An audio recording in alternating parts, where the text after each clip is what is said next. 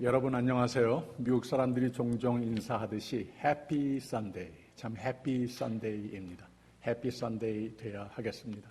하나님께 나오는 시간은, 예배 시간은 항상 기쁜 시간이죠. 오늘 그런 시간이 꼭 되기를 바랍니다. 우리 다 함께 일어서셔서 묵도하심으로 주일 예배 시작하겠습니다.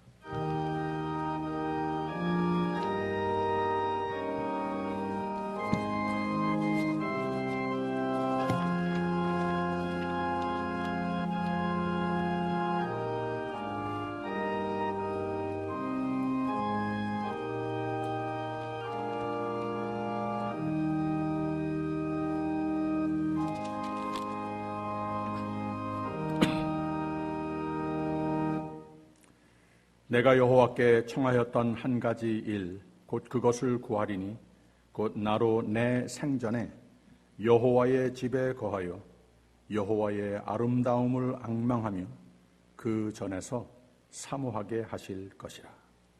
사랑의 하나님 아버지, 우리를 이처럼 사랑하여 주셔서, 우리를 성별하여 주셔서 하나님께서 오직 은혜로만 가능케 하시는 세상이 모르는 생명의 삶을, 생명의 소망을 안고 살 수 있도록 인도해 주시니 감사합니다. 여호와께서 환난 날에 나를 그 초막 속에 비밀히 지키시고 그 장막 은밀한 곳에 나를 숨기시며 바위 위에 높이 두시리로다 말씀하신 것과 마찬가지로 하나님 앞에 늘 나오는 모습이 주님 보시기에 신실하여서 하나님의 변함없으신 신실하심으로 말미암아 승리하는 우리 모두가 되기 위하여 오늘 예배의 순서를 통하여 꼭 주님을 만나는 우리 모두가 되게 하여 주시옵소서. 예수님 이름으로 기원하옵나이다. 아멘. 다 함께 찬송가 28장 부르겠습니다.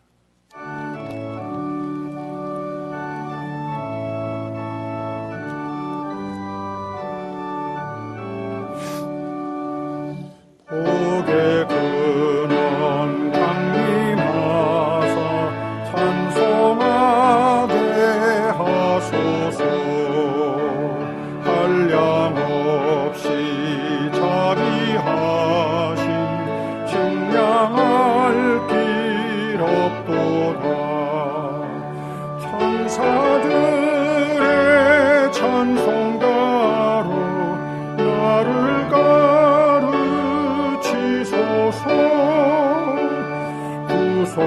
구속하신 그 사랑을 항상 찬송합니다.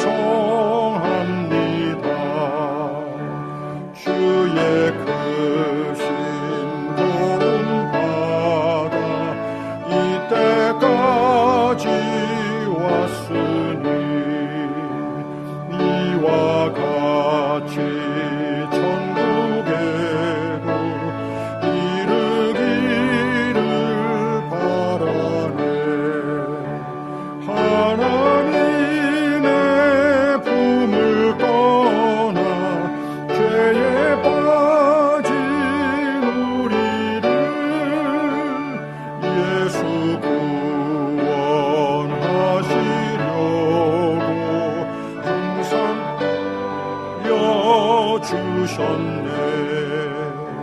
주의 귀한 은혜 받고 일생 빚진 자 되네.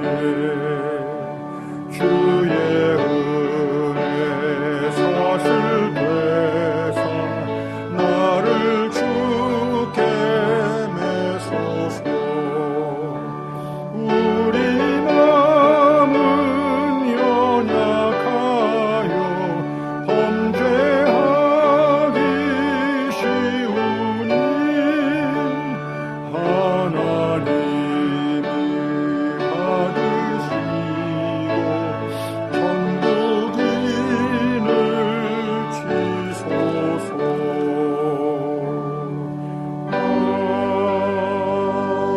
아멘. 전능하사 천지를 만드신 하나님 아버지를 내가 믿사오며 그 외아들 우리 주 예수 그리스도를 믿사오니 이는 성령으로 잉태하사 동정녀 마리아에게 나시고 본디오 빌라도에게 고난을 받으사 십자가에 못 박혀 죽으시고 장사한 지 사흘 만에 죽은 자 가운데서 다시 살아나시며 하늘에 오르사 전능하신 하나님 우편에 앉아 계시다가 저리로서 산자와 죽은 자를 심판하러 오시리라. 성령을 믿사오며 거룩한 공회와 성도가 서로 교통하는 것과 죄를 사하여 주시는 것과 몸이 다시 사는 것과 영원히 사는 것을 믿사옵나이다. 아멘. 교동문 11번입니다. 여호와여, 내가 주께 부르짖으오니 나의 반석이요 내게 귀를 막지 마소서.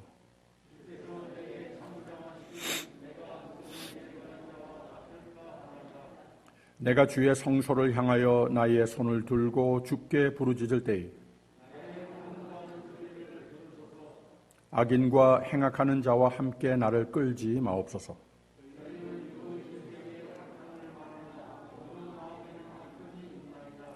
저희는 여호와의 행하신 일과 손으로 지으신 것을 생각지 아니하므로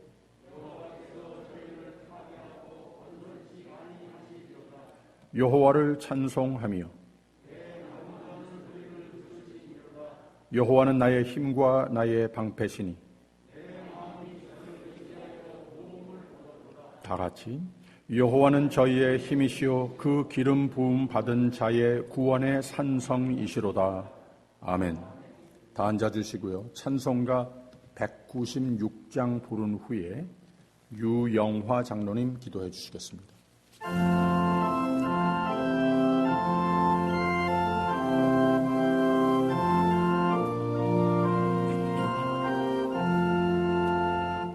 날 구원하신 예수를 영원히 찬송하겠네.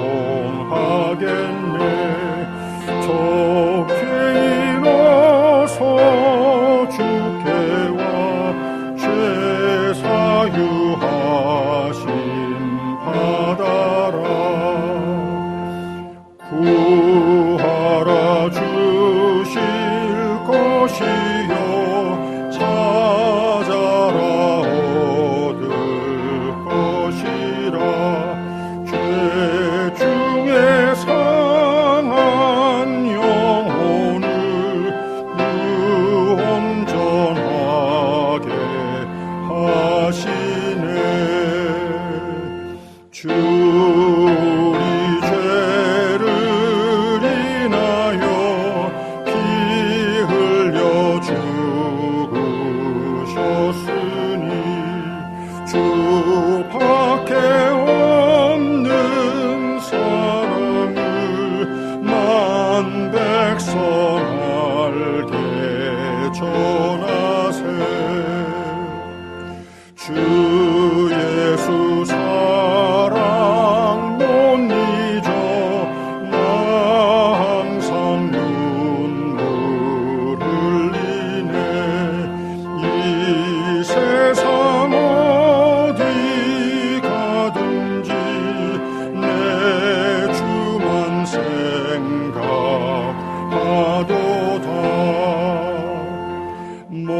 목마른 자의 샘에와 영생의 물을 마셔라. 내 주를 사랑한데도 늘 맘에 부족하도다.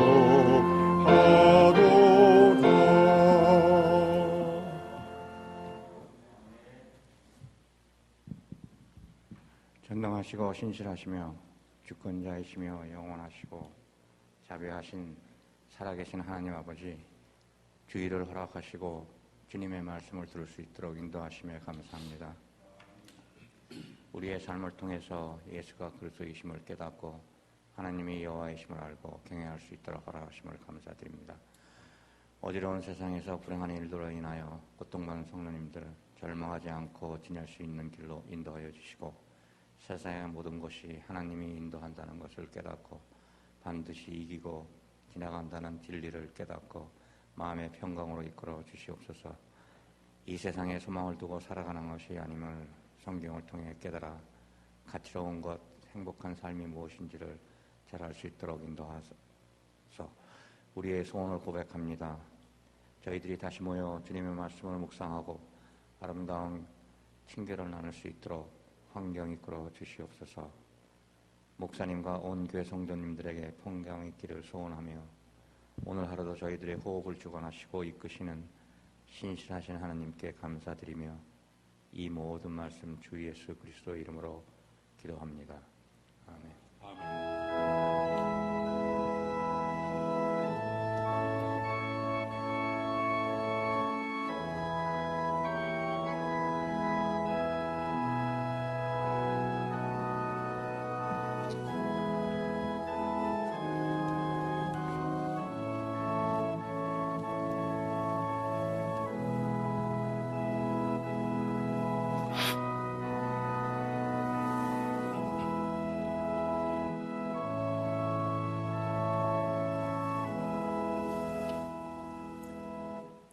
하늘에 계신 우리 아버지여, 이름이 거룩히 여김을 받으시오며 나라의 임하옵시며 뜻이 하늘에서 이룬 것 같이 땅에서도 이루어지이다. 오늘날 우리에게 일용할 양식을 주옵시고 우리가 우리에게 죄진 자를 사하여 준 것 같이 우리 죄를 사하여 주옵시고 우리를 시험에 들게 하지 마옵시고 다만 악에서 구하옵소서. 대개 나라와 권세와 영광이 아버지께 영원히 있사옵나이다. 아멘. 오늘 주시는 말씀은 신명기 7장 9절에서 12절까지 함께 보겠습니다. 우리 다 함께 읽습니다. 시작. 그런즉 너는 알라, 오직 내 하나님 여호와는 하나님이시요 신실하신 하나님이시라. 그를 사랑하고 그 계명을 지키는 자에게는 천대까지 그 언약을 이행하시며 인애를 베푸시되 그를 미워하는 자에게는 당장에 보응하여 멸하시나니 여호와는 자기를 미워하는 자에게 지체하지 아니하시고 당장에 그에게 보응하시느니라.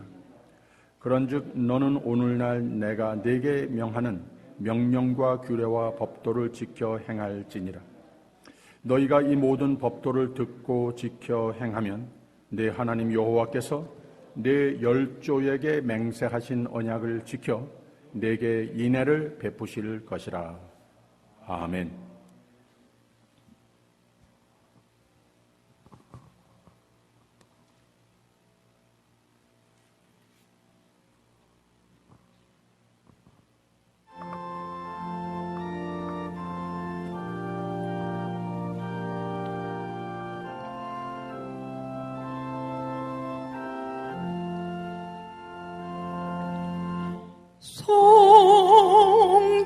성자의 기암모 나리하여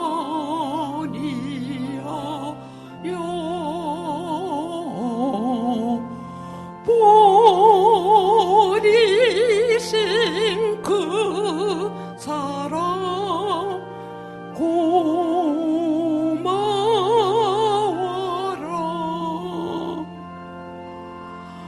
내 머리 주 앞에 저려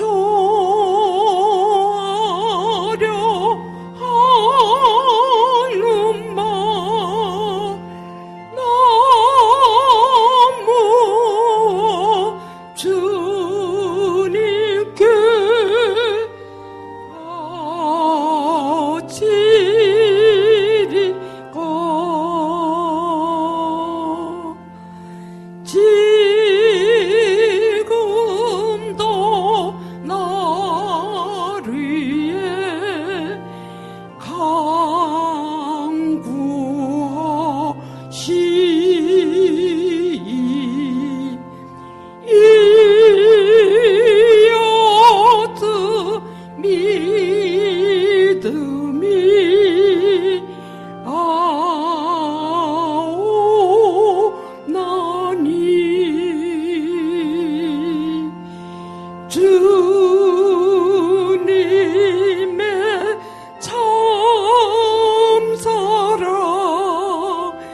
고맙고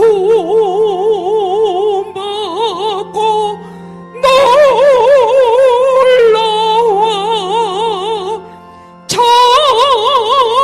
찬송과 기도를 쉬지 않네.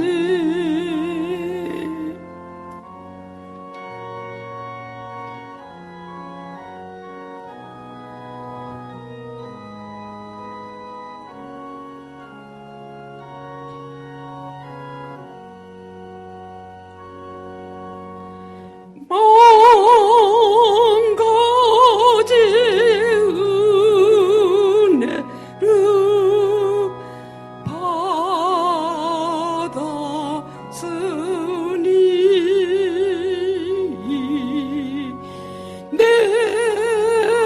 평생 슬프나 줄 거우나 이 몸을 온전히 주님께 바쳐서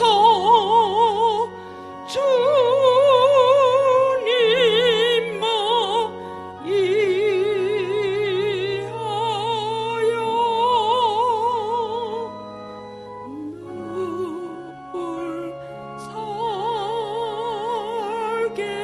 늘 살겠네.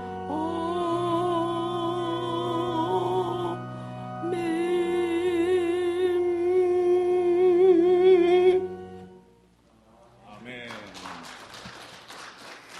참 귀한 찬양 감사드립니다. 오늘 설교 제목은 우리가 잘 알고 잘 해야 할 것이라고 지었습니다. 오늘 말씀이 바로 이 진리를 잘 밝혀주고 있지만 사실 신명기 7장 전부가 그렇고 신명기 전부가 그렇고 이제 광야를 지나 약속하신 땅을 요단을 건너서 들어갈 준비를 시키는 설교를 하는 말씀이 곧 신명기라고 그랬죠. 어떻게 보면 또 신구약 성경 전체를 한마디로 요약하자면 우리가 잘 알고 잘 해야 할 것이라고 말할 수 있습니다. 오늘 말씀 9절을 다시 보면 그런즉 너는 알라 오늘 오직 내 하나님 여호와는 하나님이시오 신실하신 하나님이시라 그를 사랑하고 그 계명을 지키는 자에게는 천대까지 그 언약을 이행하시며 인애를 베푸시되라고 그랬습니다. 성경은 하나님을 잘 알라라고 분부합니다. 잠언서 9장을 보면 여호와를 경외하는 것이 지체의 근본이요 거룩하신 자를 아는 것이 명철이라라고 그랬습니다. 호세아서 6장 3절에는 그러므로 우리가 여호와를 알자. 어떻게? 힘써 여호와를 알자. 그의 나오심은 새벽빛같이 일정하니 비와 같이 땅을 적시는 늦은 비와 같이 우리에게 임하시리라 하리라 라고 그랬습니다. 오늘 말씀은 왜 우리가 하나님을 잘 알아야 하는가 우선 가르쳐주고 있습니다. 조금 뒤로 가서 7장 1절에 내 하나님 여호와께서 너를 인도하사 내가 가서 얻을 땅으로 들이시고 내 앞에서 여러 민족 헷 족속과 기르가스 족속과 아모리 족속과 가나안 족속과 브리스 족속과 히위 족속과 여부스 족속 곧 너보다 많고 힘이 있는 7 족속을 쫓아내실 때에라고 그랬습니다. 하나님은 어떤 분이신가? 우선 선한 목자이심을 선포하고 있습니다. 인도하시는 하나님이시라는 거예요. 내가 가서 얻을 땅을 들이시고 즉 시편 23편과 같이 우리로 부족함이 없도록 우리의 목자가 되셔서 푸른 초장으로 쉴 만한 물가로 인도하시는 하나님이시라고 선포했습니다. 그리고 그 가운데 인간이 큰 장애물이라고 여기는 모든 세력들, 하나님이 우리를 인도하시면 그 도중에 모든 회방, 장벽의 요소들을 막으신다고 하는 말입니다.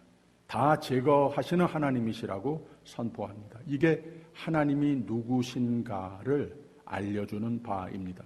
하나님은 너를 인도하시는 하나님이시라. 어디로 인도하시는가?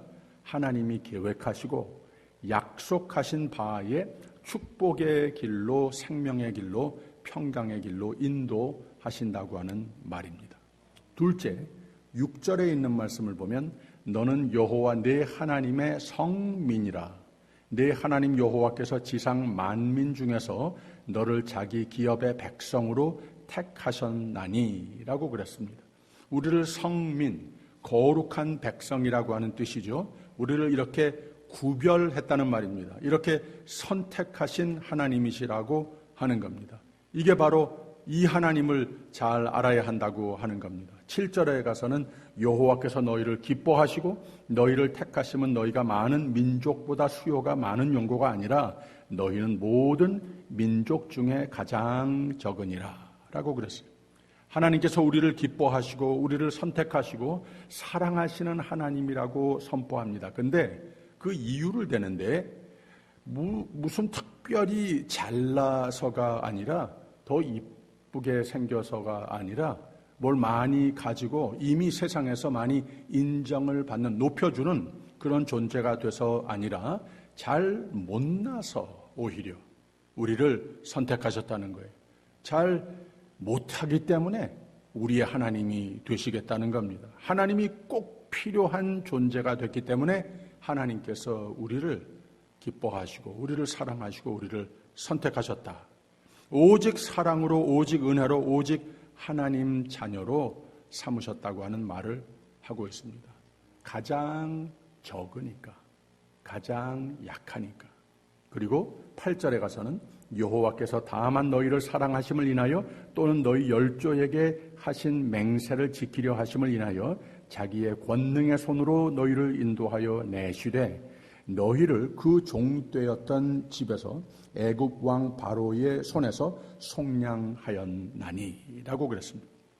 기뻐하시고 하나님 자녀로 선택하시고 사랑하시면 하나님의 작심, 하나님의 권능으로 반드시 악과 죽음에서는 구원하시고 그 기적의 손길로 반드시 약속하신 생명과 선의 미래로 인도하시는 하나님이라 라고 선포하고 있습니다.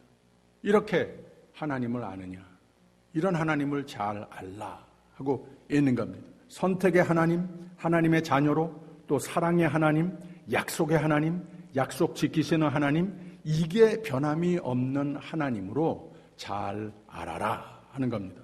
그러면서 오늘 말씀 첫 부분에 너희들 이 하나님을 잘 알아라 강명하면서 그를 사랑한다는 표현은 당연히 그를 믿고 그를 따르는 마음과 행동과 삶의 우선을 의미하는 것이라고 지난주일 말씀 나누지 않았습니까? 그런즉 너는 알라 오직 내 하나님 여호와는 하나님이시오 신실하신 하나님이시라. 이렇게 하나님을 알았으면 그를 사랑하라. 그 계명을 지키는 자에게는 천대까지 그 언약을 이행하시며 인애를 베푸시되라고 그랬습니다. 순종, 잘 따르는 삶, 하나님께 항상 떨어져 있지 않고 붙어 사는 삶. 지난 주일 말씀 함께 나누지 않았습니까? 즉 하나님이 누구신가? 우리가 더 바랄 것이 없는 이 인생길을 사는 중에 필요한 모든 것을 다 약속하시고 인도하시고 모든 악은 다 막아주시고 하나님 약속하신 생명의 형통의 미래, 평강과 영생의 미래를 약속하시고 그 약속 반드시 지키시는 하나님이시라고 하는 말입니다. 할렐루야. 근데 그 반대도 말씀을 하지 않습니까? 10절에 있는 말씀 보세요. 그를 미워하는 자에게는 당장에 보응하여 멸하시나니 여호와는 자기를 미워하는 자에게 지체하지 아니하시고 당장에 그에게 보응하시느니라. 그를 미워하는 자에게는 이라고 하는 표현이 무섭죠. 사실 하나님을 미워하는 사람이 하나님을 잘 안 믿는다 하더라도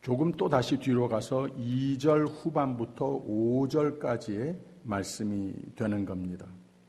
그때에 너는 그들을 진멸할 것이라. 그들과 무슨 언약도 말 것이요 그들을 불쌍히 여기지도 말 것이며 또 그들과 혼인하지 말지니 내 딸을 그 아들에게 주지 말 것이요 그 딸로 내 며느리를 삼지 말 것은 그가 내 아들을 유혹하여 그로 여호와를 떠나고 다른 신들을 섬기게 함으로 여호와께서 너희에게 진노하사 갑자기 너희를 멸하실 것임이라. 오직 너희가 그들에게 행할 것은 이러하니 그들의 단을 헐며 주상을 깨뜨리며 아세라 목상을 찍으며 조각한 우상을 불사를 것이니라 라고 그랬습니다. 하나님의 성별하여 선택하여 성민으로 만들어 주셨다고 하지 않았습니까? 항상 우리가 이 영생에 대한 구원에 대한 이미지를 잘 가르쳐주는 바는 성경이 우리에게 가르쳐주는 바는 하나님의 세계는 영원에서 영원까지 있는 세계라고 그랬어요. 이 지구상의 세상은 한계가 있는 시작과 끝이 있는 세상입니다. 언젠가는 끝이 있습니다. 우리도 그렇고 우리의 눈에 보이는 모든 세상의 모든 것이 언젠가는 끝이 있다고 하는 거예요. 그러나 하나님은 영원하신 분이시고 하나님의 세계는 영원하신 것이고 하나님의 사람으로 만들었다고 하는 의미는 우리를 영원한 존재로 영생 영락의 하나님의 자녀로 성별 성민으로 삼으셨다고 하는 뜻입니다. 그러면 우리가 이 세상에 살다가 끝이 있는데 어떻게 되는 것인가? 우리는 그게 끝이 아니라 이미 영생 영락으로 이어지는 그 삶을 거기에 그 영역에 영원의 영역에 들어섰다고 하는 말입니다. 그 삶을 우리 모두가 살고 있다고 하는 거예요. 그래서 여기서 이어서 하신 말씀이 이렇게 하나님을 잘 알았으면 너희도 그걸 잘 해야 하나님께서 우리에게 분부하신 하나님을 잘 사랑하는 하나님을 미워하는 삶이 아니고 하나님을 약속해 생각하는 삶이 아니고 그렇게 되면은 하나님께서 우리에게 베풀어 주시는 영생의 삶, 영락의 삶, 생명의 삶을 저버리는 경우가 이게 다 멸하는 경우가 되고 마니까 우리가 잘 해야 되는 것이 분명히 있는데 하나님을 잘 믿고 잘 말씀 배우고 잘 하나님이 이미 정하신 성민다운 성화의 삶을 노력하여야 하는 것이다. 그러면 우리도 다른 사람들과 똑같이 이 세상에 같은 모습으로 사는 것 같지만 사실은 이미 영생으로 이어지는 그 영역에서 살고 있는 것이라. 이 말씀을 우리에게 가르쳐주고 있는 겁니다. 내 삶 속에 하나님의 위치, 하나님의 권능, 하나님의 절대적 경배의 대상 되심, 하나님의 절대적인 기도의 대상 되심, 하나님의 절대적인 믿음과 소망의 대상 되심, 이 하나님의 위치에 그 자리에 하나님만 두지 아무 다른 것도 두지 말라고 하는 그 말을 여기에서 매우 구체적으로 모든 우상을 내 삶에서 제거하라 라고 말씀을 한 겁니다. 왜라고 그랬죠?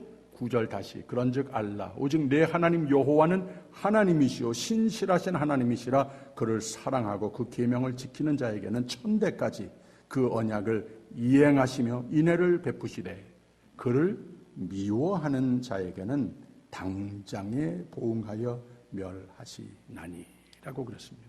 그런즉 너는 오늘날 내가 내게 명하는 명령과 규례와 법도를 지켜 행할지니라. 빨리 마음 잘 정돈하고 하나님이 나를 누구로 선택하셨는지 잘 알고 6절에 너는 하나님 여호와 내 하나님의 성민이라. 내 하나님 여호와께서 지상 만민 중에서 너를 자기 기업의 백성으로 택하셨나니. 내가 누군지 잘 알고 하나님은 누구신지 또 잘 알고 잘하라고 하는 말을 한 겁니다. 너희가 이 모든 법도를 듣고 지켜 행하면 내 하나님 여호와께서 내 열조에게 맹세하신 언약을 지켜 내게 인애를 베푸실 것이니라. 잘 알고 하나님을 잘 알고 내가 누군지 잘 알고 잘하면 하나님께서 약속하신 대로 변함없으신 그 약속의 언약에 포함이 되는 삶을 내가 어느덧 나 자신을 그 속에서 발견하게 된다고 하는 말입니다. 이렇게 택한 백성인 이스라엘은 가나안 땅에 입성할 때에 그곳 족속과 거기에 같이 항상 있었던 하나님을 하나님의 위치에 두지 못하는 그 문화권에서 어떤 종교적인 모습이 있든지 이것과 멀리하라. 그들의 우상을 적극적으로 진멸해야 할 의무가 있었다. 여기에 좀 윤리관상 사람들을 뭐 이렇게 해서 죽여라, 다 없애버려라 좀 잔인하게 들릴지는 모릅니다만은 거기에 포커스가 있는 것이 아니라 오직 너희에게 그들에게 행한 것은 이러하니 그들의 단을 헐며 주상을 깨뜨리며 아세라 목상을 찍으며 조각한 우상들을 불사를 것이니라. 하나님 외에 다른 우상을 두지 말라. 이 말씀을 하기 위해서 너희의 믿음을 잘 지켜라. 이 목적으로 하신 말씀이라고 하는 겁니다. 왜? 너희는 구별된 성별된 사람들이다. 오늘의 우리 성도들도 역시 이 세상에 많은 우상이 있지 않습니까? 죄와 사망에 빠뜨리는 세력들이 너무 많습니다. 그냥 나쁜 것으로만 보이지도 않습니다. 우리를 이런 모습으로서 이게 더 낫다, 이게 더 우리의 삶을 행복하게 해준다, 이게 우리의 삶을 더 형통하게 해준다, 이런 사탄의 유혹으로서 우리의 눈에 너무나 매일매일 어디를 가든지 보입니다. 이 유혹이 항상 있습니다.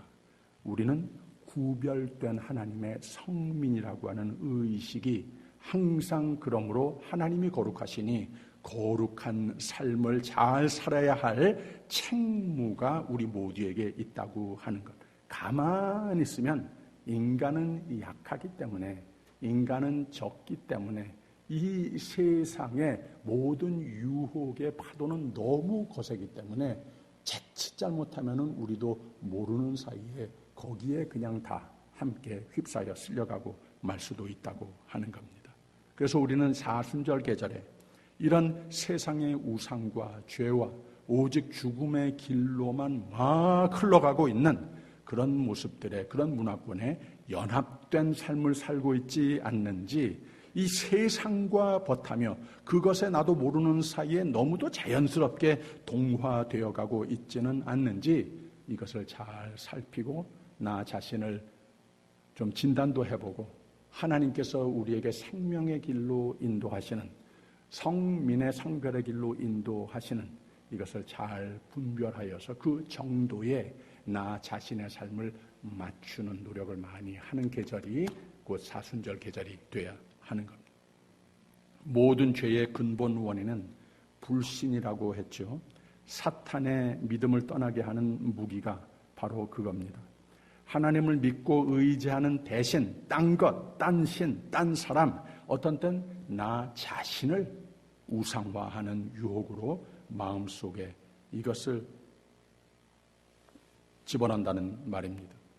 지난주의 말씀과 같이 첫 인간이 바로 이 하나님 위치에 다른 것을 두었습니다. 어떤 사상, 어떤 무력, 어떤 명예나 권세욕, 사람, 때로는 나를 하나님 위치에 들여놓는 유혹을 하는 영이 곧 사탄입니다. 첫 인간은 그 유혹에 졌습니다. 그래서 그것이 생명, 하나님과의 영락의 홀리 커뮤니언이 멸절된 원죄가 된 것이고, 예수께서는 처음부터 마귀의 이 모든 세상의 유혹, 악의 유혹, 모든 우상들을 가지고 마귀가 접근했을 때 그 유혹을 저 십자가상까지 그 유혹에 절대 지지 않으셨습니다. 이기셨습니다. 하나님 보시기에 그래서 그 온전한 믿음과 순종을 작심하신 세례식에서 들으신 하나님의 음성, 내 사랑하는 아들이요 내 기뻐하는 자라, 이 음성을 하나님의 칭찬과 응원을 들으면서 보면서 체험하면서 끝까지 오직 믿음과 순종으로 사시다가 십자가였지만 3일 만에는 부활이요 온 인류의 부활의 첫 열매가 되시는 영예를 누리신 겁니다. 바로 이 오늘 말씀은 예수님의 이 퍼펙트한 모범 되심, 승리의 삶이 되며 하나님의 선택하신 믿음과 순종의 삶을 잘 살아서 하나님이 나를 사랑하는구나 칭찬하시도록 내게 약속하신 바 모든 복으로 채우시며 생명의 삶으로 인도하시는 영광을 누리는 참 모본의 예수 그리스도의 모본의 패턴을 우리에게 보여주고 있으신 겁니다. 그런즉 너는 알라 오직 내 하나님 여호와는 하나님이시요 신실하신 하나님이시라. 그를 사랑하고 그 계명을 지키는 자에게는 천대까지 그 언약을 이행하시며 인애를 베푸시되. 우리의 마음을 잘 못 두면 다 망가질 수도 있습니다. 하나님 사람은 인생에 성공할 사람은 하나님의 뜻에 맞추어 사는 사람들입니다. 하나님의 뜻에 맞추어 사는 사람은 어떻게 되는가? 내 하나님 여호와께서 내 열조에게 맹세하신 언약을 지켜 내게 인애를 베푸실 것이라. 오늘도 내 마음을, 내 삶을 하나님 보시기에 인정하시고 기뻐하시는 모습으로 잘 지키셔서 하나님이 지키시는 마음과 삶이 되시기를 주님의 이름으로 축원합니다. 성공의 인생이 되고자 한다면 이 두 가지가 반드시 이루어져야 합니다. 조금 어폐가 있지만 하나님은 하나님이 하실 일을 잘 하셔야 되고 We don't have to ask any question about that. There's no doubt about it. 하나님은 변함이 없으신 하나님이십니다. 하나님은 우리에게 축복하신 바, 약속하신 바 변함없이 지키시는 하나님이시라는 거예요. 하나님은 이 일 잘 하셔야 되고 또 우리가 할 일, 우리도 잘 해야 한다고 하는 말입니다.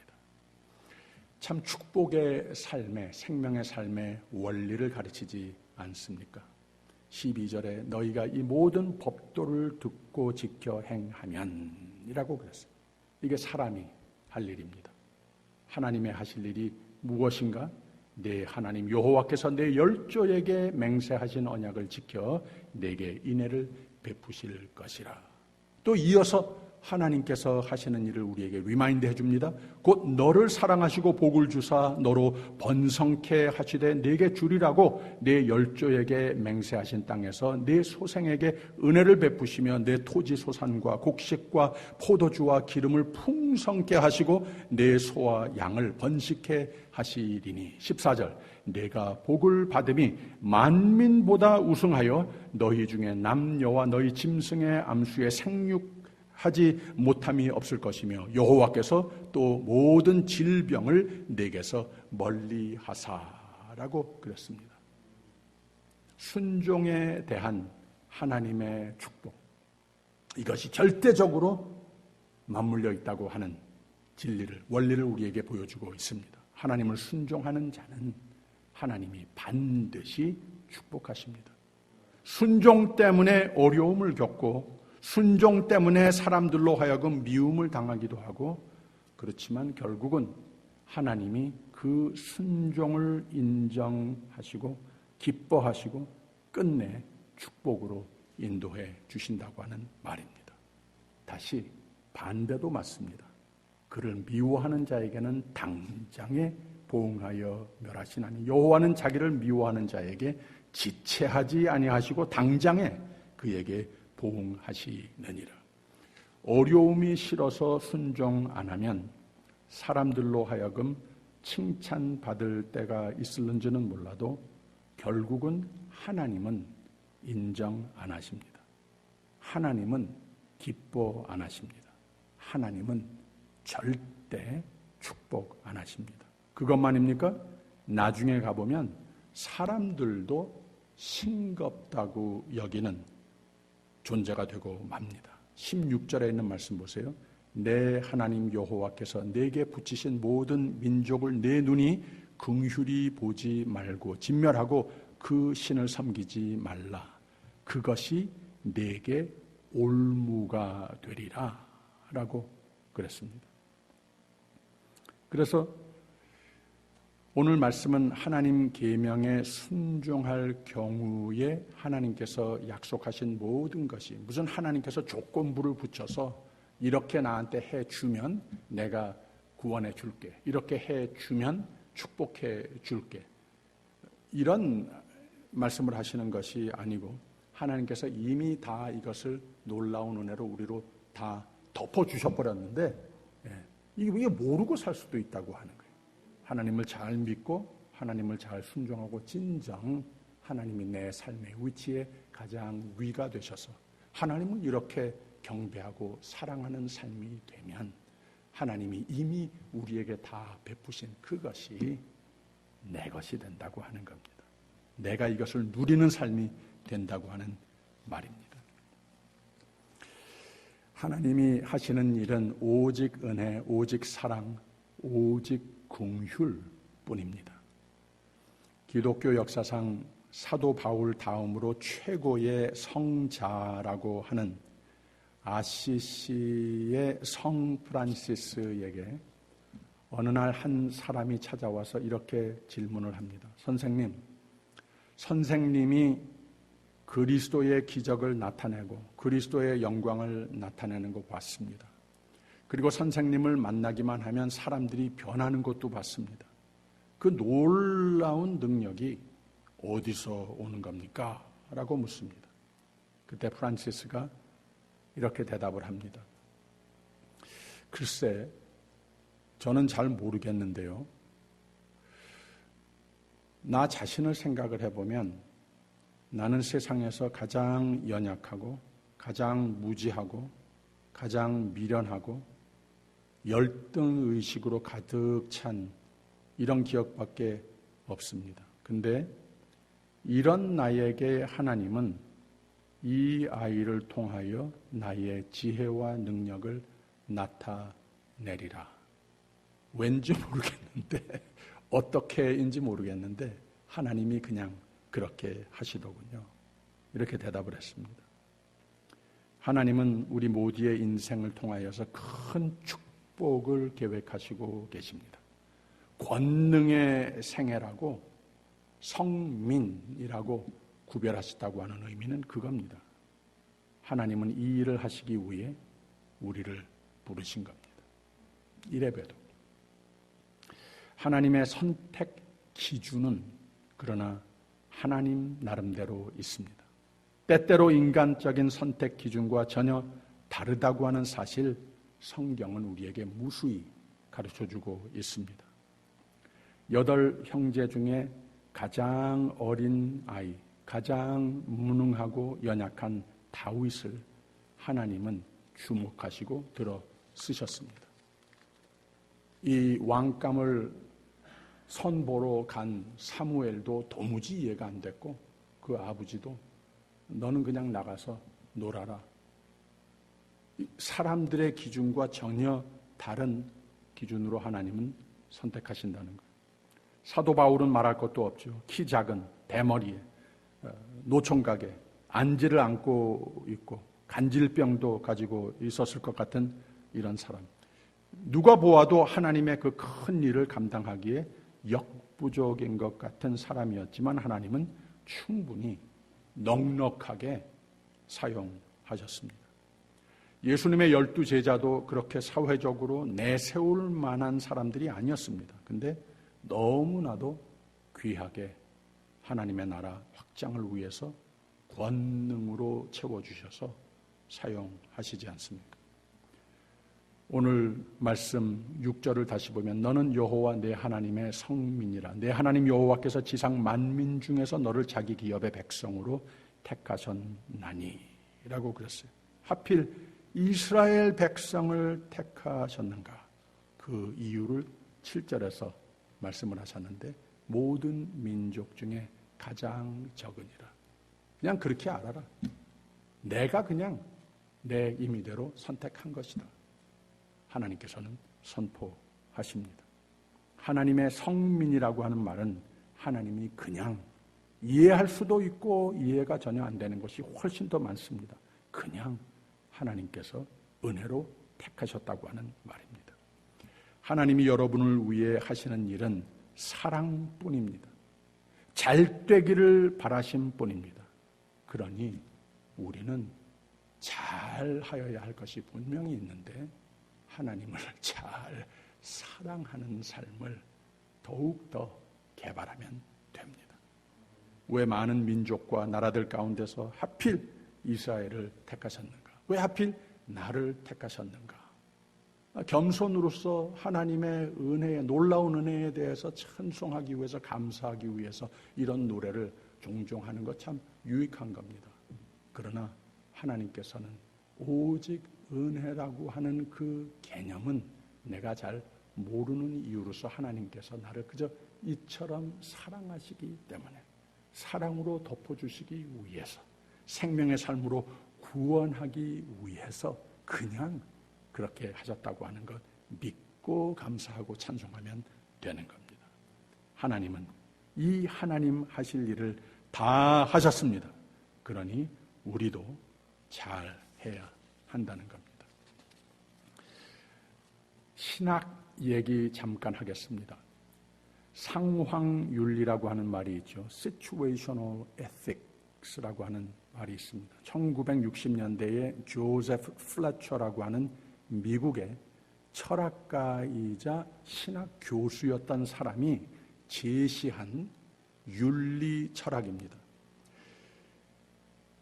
이 조세프 플래처가 돈독한 보수의 기독교 집안에서 자란 사람이었는데, 그래서 성공회 신부까지 됐고 예일과 하버드를 비롯해서 눈부신 학력을 소유한 사람이었습니다.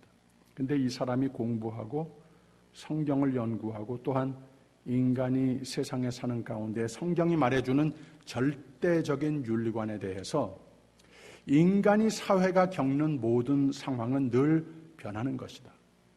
과학도 늘 새로운 것을 발견하게 되고 결론을 내린 것이 하나님은 변함없으신 절대적인 하나님이시라 사람과 모든 인간 사회에 늘 변질되는 상황을 하나님의 절대적인 말씀, 진리에 맞추어 하나님 뜻에 벗어난 인간의 모습과 사회의 모습을 하나님의 뜻대로의 모습으로 회복해 가야 하는 것이다 라는 전통적인 신앙관을 불만스럽게 생각하기 시작한 겁니다. 그래서 하나님이 그렇게 냉정한 분이실 수가 있는가 라고 결론을 지으면서 상황윤리라고, 사람이 사는 동안의 상황은 늘 변하게 되는 법인데 하나님은 만세 전부터 하나님의 법을 다 정해놓으시고 변함이 없으신 분이라고 하는 성경교리 잘못된 것이다, 이렇게 말을 한 거예요. 하나님은 상황에 따라 변하기도 하시는 분이다. 어느 세대에 맞추어 주장하신 뜻이 다음 세대의 인간에게 이해가 안 되고 싫고 지금 당장 무언가 후퇴적인 결과를 가져온다고 인간이 그렇게 믿어지면 그것 자체가 하나님이 주시는 지혜라 믿어서 하나님은 상황에 따라 자꾸 바뀌시는 하나님이시다라고 믿었습니다. 그래서 이 상황윤리라고 하는 사회학적인 견해에서 비추어서 만든 신학, 철학, 이런 제시도 했지만 동시대에 신학계에서도 여기저기서 절대적이시고 변함이 없으신 하나님과 그의 진리를 성경의 가르침으로 믿어 전통신학이 된 조직신학, 이 Systematic Theology, 우리 개혁신앙, 우리 장로교단 의식의 가장 중심적인 엔진이 그것 아니겠습니까? Systematic Theology, 조직신학을 받아들이지 않겠다 하는 신학적인 견해가 나온 겁니다. 이걸 소위 과정신학이라고 말합니다. Process Theology. 하나님께서는 변함없으신 하나님이시라고 하는 것이 아니라 그 교회의 전통 속에서 이걸 가장 중심적인 교회를 받드는 기둥으로 삼아야 한다. 이거 다 내쳐버렸다고 하는 거예요. 오히려 하나님은 항상 바뀌시는 하나님이시다. 이것의 토대로 만들어진 신학이 과정신학입니다. 여기 역시 같은 이론이죠. 하나님은 변하는 하나님이시다. 결국은 상황윤리나 과정신학은 교회가 전통적으로 믿고 의지해왔던 전지전능하신 시간과 공간을 넘어 창조주 하나님, 섭리주 하나님, 그의 약속과 질서를 변함없이 주관하시는 하나님의 신학에 대해 의문을 하기 시작한 거라고 하는 말입니다. 처음에는 그럴듯한 이론입니다. 예수님도 율법에는 이렇게 우리가 알고 있지만 하면서 나는 하시면서 그 율법을 안식일이라든지 병 고치는 일이라든지 제사 드리는 법이라든지 이런 것에 대해서 하나님 사랑을 나타내는 상황, 사람을 용서해주고 새힘 건강으로 회복하는 일, 죽은 사람을 살리는 일, 이런 경우에는 하나님의 율법을 그 상황에서 재조명하여서 그 율법의 본 의사를 오히려 살리셔서 그걸 행하시고 율법주의, 형식주의, 예식주의를 내려놓으신 경우가 많지 않습니까? 이 사복음서가 우리에게 가르쳐주는 바라는 거예요. 그래서 이 상황윤리와 과정신학은 예수님도 그러셨으니까 우리도 그렇게 해도 되는 것으로 생각하게 됐다고 하는 말입니다.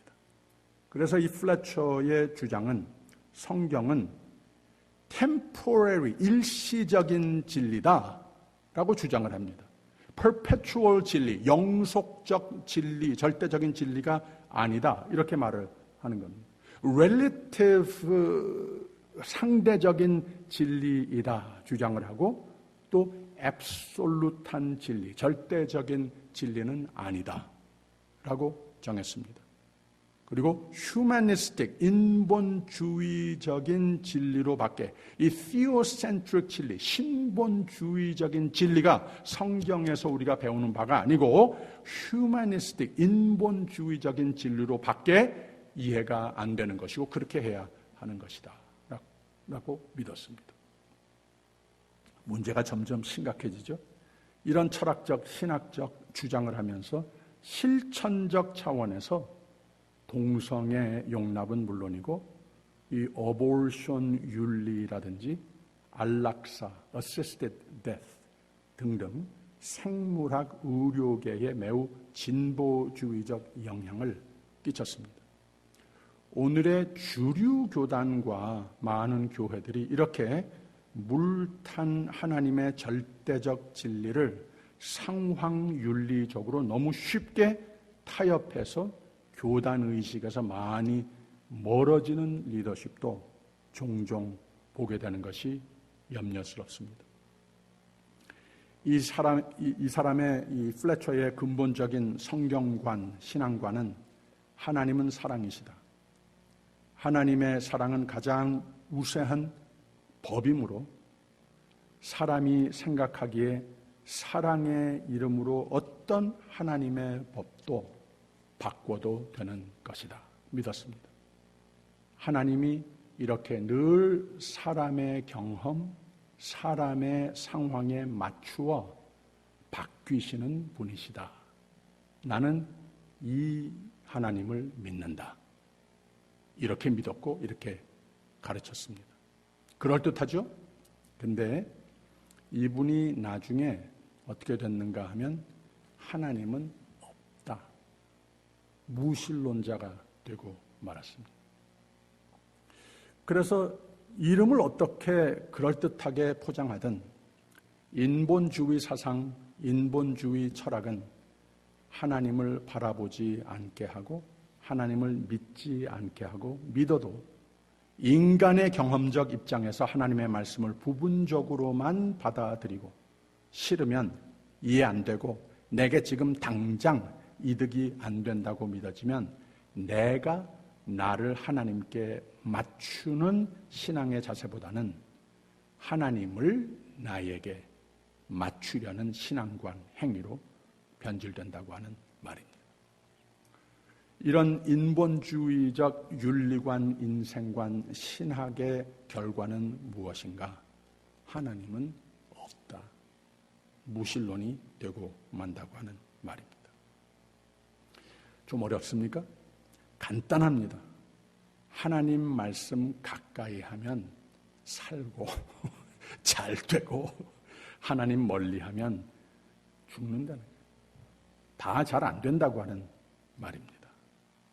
그 다음에는 그를 미워하는 자에게는 당장에 보응하여 멸하시나니 여호와는 자기를 미워하는 자에게 지체하지 아니하시고 당장에 그에게 보응하시느니라.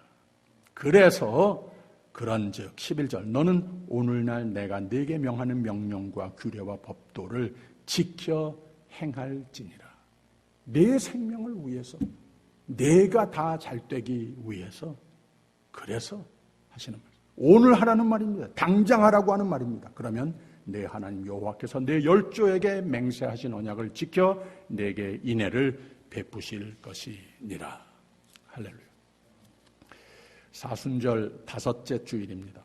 사순절의 의미 중에 하나는 하나님의 우리를 성민으로 선택하심, 그의 사랑, 그의 보호, 그의 모든 복, 그의 참때로 힘든 세상살이 중에 인도해 주심, 이 모든 놀라운 은혜를 예수 그리스도 안에서 누리는 행복을 경축하는 계절입니다. 또 하나님의 은혜는 값진 것이며 사람의 말로 만입이 있어도 헤아릴 수 없는 것인데, 그래서 놀라운 은혜인데, 그러나 그 은혜에 합당한 성민, 성도의 삶에 하나님이 보고 싶어 하시는 것은 분명히 있는데, 그것을 우리는 묵상하고 작심해보고 삶으로 옮겨 열매 맺도록 노력해보는 계절이 사순절입니다. 오늘 예배드리며 그러므로 우리가 여호와 하나님을 잘 알자, 힘써 여호와를 잘 알자 한 호세아의 말씀과 같이 이 하나님을 잘 배우고 변함없으신 하나님의 사랑으로 베푸신 생명의 삶을 더욱 귀히 여기며 잘 지키며 여호와를 경외하는 것이 지혜의 근본이요, 잠언의 말씀과 같이 우리 인생을 더욱 하나님을 사랑하는 생애로 정정해 가는 우리 모두가 되기를 바랍니다. 하나님을 잘 알고 우리의 성도의 삶을 잘 열매 맺어서 변질된 것은 하나님의 말씀으로 부탁하시는 정도예로 다시 맞추어 정정도 해보고, 신앙의 삶, 나의 믿음의 순결함이 좀 편파적이고 세상이 변함에 따라 내가 혹 변질된 것이 있으면 하나님 보시기에 내가 우상 삼는 것들이 내 마음과 삶의 패턴에 남아 있으면 이런 것 다 최선으로 깨끗이 청산도 해보는, 내가 완전치는 못하지만 내가 최선은 다하고 있습니다 라고 대답할 수 있는 성도가 되어서 지금까지 우리에게 약속하신 축복의 말씀, 내 하나님 여호와께서 내 열조에게 맹세하신 언약을 지켜 내게 인애를 베푸실 것이라. 아울러서 쭉 내려가서 19절에는 이런 말씀도 했어요. 내 하나님 여호와께서 너를 인도하여 내실 때에 내가 목도한 큰 시험과 이적과 기사와 강한 손과 편팔을 기억하라. 그와 같이 내 하나님 여호와께서 내가 두려워하는 모든 민족에게 행하실 것이요. 이 축복을 마음껏 누리는 저와 여러분이 되시기를 주님의 이름으로 축원합니다. 시편 91편 마지막 부분에 이런 말씀이 있습니다. 하나님이 가라사대 저가 나를 사랑한즉 내가 저를 건지리라. 저가 내 이름을 안즉 내가 저를 높이리라. 저가 내게 간구하리니 내가 응답하리라. 저희 환난 때에 내가 저와 함께하여 저를 건지고 영화롭게 하리라. 내가 장수함으로 너를 만족해 하며 나의 구원으로 보이리라 하시도다. 아멘. 기도하겠습니다. 하나님, 변함없으신 하나님의 사랑과 은혜로 우리를 택하셔서 생명의 선물과 우리의 부족함을 다 채우시고 보호하시고 자비와 긍휼의 손길로 인도하여 주시니 감사합니다. 말씀 속에 이 하나님의 사랑의 마음을 잘 보여주시니 감사합니다. 하나님, 아름다운 노래와 같이 우리가 잘 하여야 할 것 다시 한번 다짐합니다. 사랑합니다. 나를 자녀 삼으신 주 사랑합니다. 나를 자녀 삼으신 주, 내 부르짖음 들으시고 감싸 주시는 영원히 주 찬양합니다. 내 삶을 다해 주님을 찬양합니다. 예수님 이름으로 기도하옵나이다. 아멘. 준비하신 대로 헌금 드리겠습니다.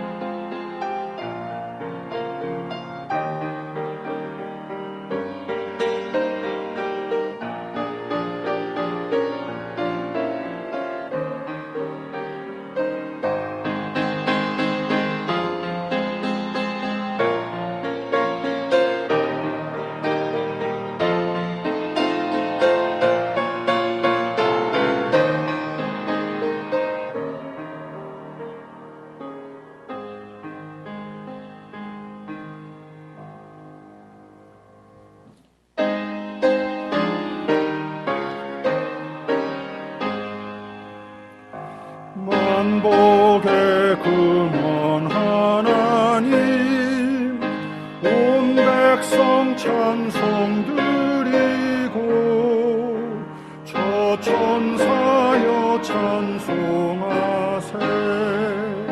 찬송 성부 성자 성령.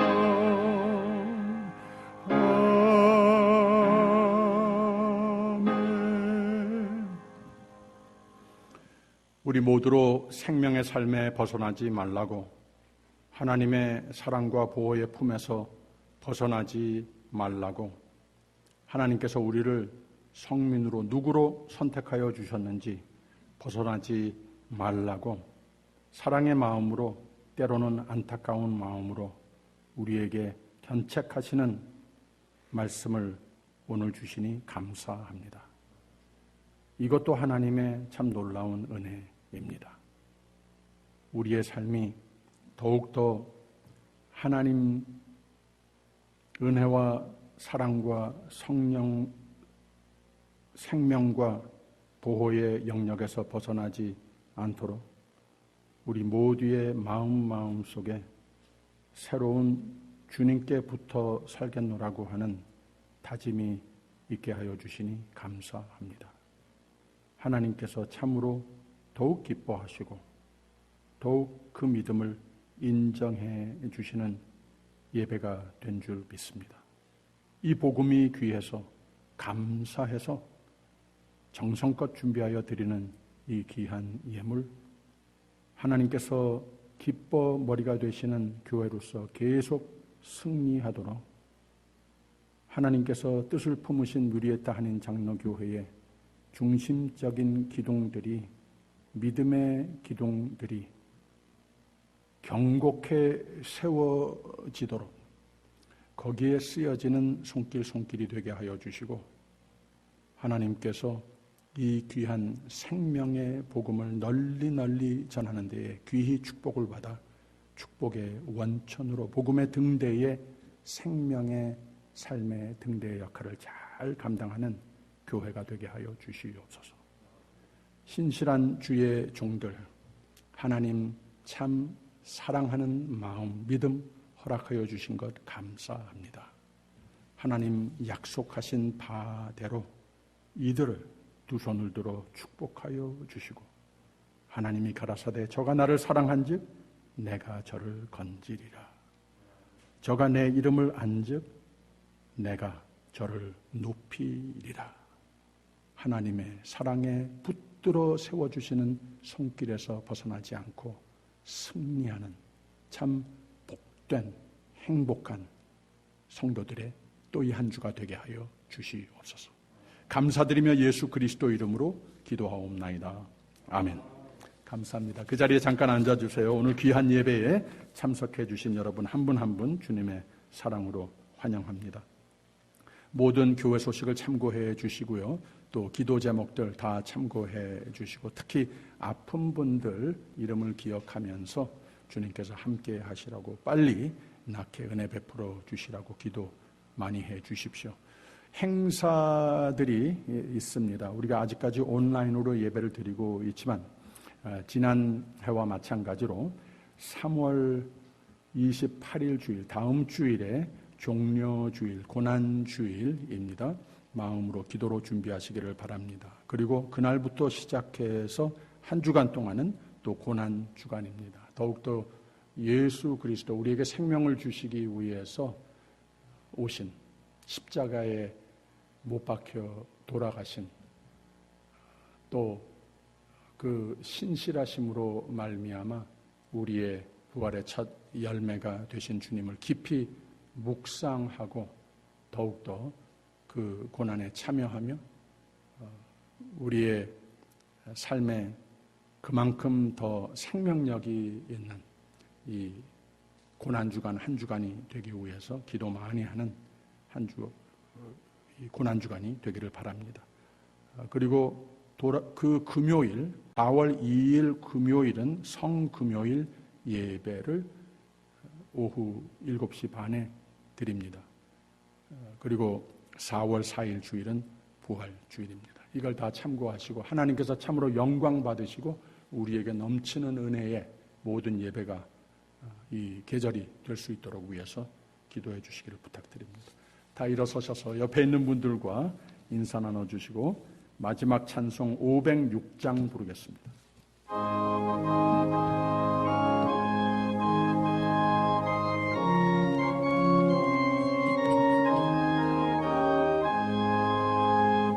예수도 알기 원함은 크고도 넓은 은혜와 대속해 주신 사랑을 간절히 알기 원하네. 내 평생의 소원 내 평생의 소원 대속해 주신 사랑을 간절히 알기 원하네. 성령이 스승되셔서 진리를 가르치시고 거룩한 뜻을 깨달아 예수를 알게 하소서. 내 평생의 소원 내 평생의 소원 대속해 주신 사랑을 간절히 알기 원하네.